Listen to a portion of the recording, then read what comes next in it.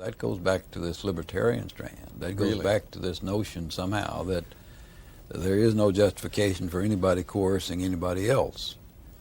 Right. And if you're not going to coerce people, how do you get people to do something? You exchange with them. You give them, it's a reciprocal relationship of one person with another person, and you build that up, and you start getting that more complex, and you ultimately end up in which we're all participating in a big exchange in which we're sharing a commonality of a government, of politics, and so forth and so on. So I don't think that necessarily stems from anything other than the sense that how are you going to justify any coercion if you say no, there's no coercion justified on any grounds. And you see, unless you can bring in some transcendental purpose, how can you justify coercion? Unless God's rules or right reason or something. If you say no, values start with us, start with individuals, then how can one individual legitimately coerce another?